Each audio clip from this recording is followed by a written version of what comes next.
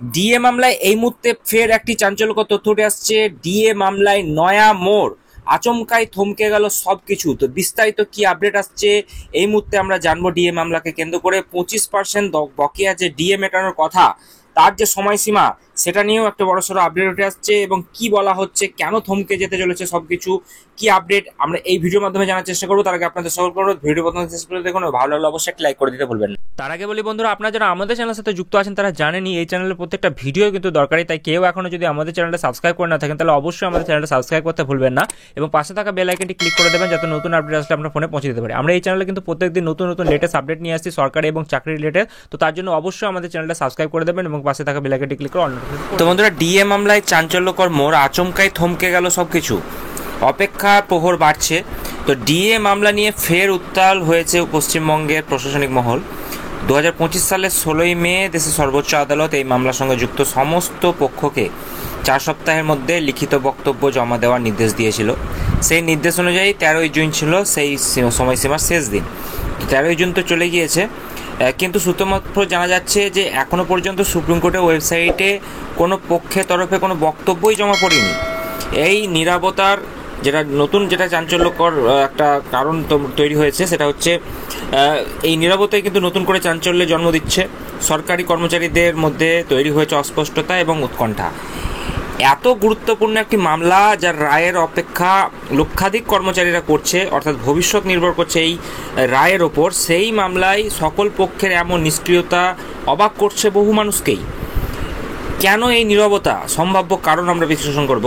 এই বিলম্বের পিছনে কয়েকটি সম্ভাব্য কারণ উঠে আসছে।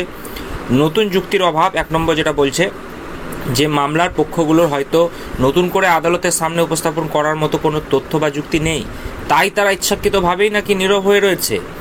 সুপ্রিম কোর্টের গ্রীষ্মকালীন ছুটি 2 নম্বর পয়েন্ট, যেটা যে গ্রীষ্মকালীন ছুটি। তো বর্তমানে সুপ্রিম কোর্টে আপনারা জানেন যে গ্রীষ্মকালীন ছুটি চলছে, তাই ছুটির পরে আদালতের কাছে কন্ডোনেশন অফ ডিলে অর্থাৎ বিলম্ব মার্জনার আবেদন জানিয়ে হয়তো বক্তব্য জমা দেওয়া হবে।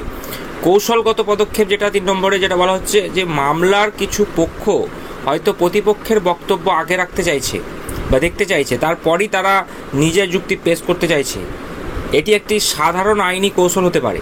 তো 4 নম্বর যেটা বলা হচ্ছে যে পরবর্তী শুনানি এবং কর্মচারীদের উদ্বেগ। তো এই মামলার পরবর্তী শুনানি অনুষ্ঠিত হবে 2025 সালের 4 আগস্ট, অর্থাৎ আরও 2 মাস এখন অপেক্ষা করতে হবে। সেই দিনই হয়তো এই জটিলতার নিরসন হবে বলে কিন্তু জানা যাবে।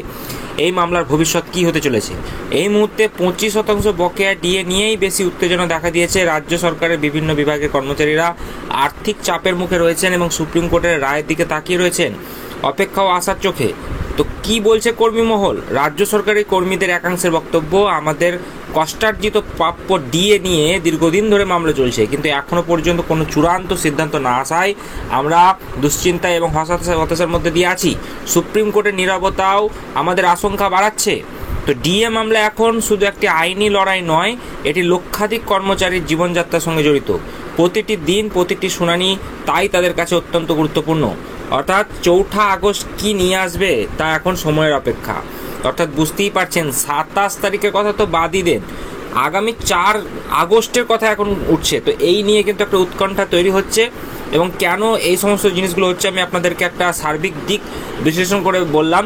তো এবং আগামী দিনে আরও এই সমস্ত তথ্যগুলি জানার জন্য চ্যানেলটি সাবস্ক্রাইব করবেন এবং অবশ্যই চ্যানেলটি সাবস্ক্রাইব করার পাশাপাশি পাশে থাকা বেল বাটনটি ক্লিক করে দিতে ভুলবেন না। তো চলুন দেখা হচ্ছে আরও একটি গুরুত্বপূর্ণ ভিডিওতে।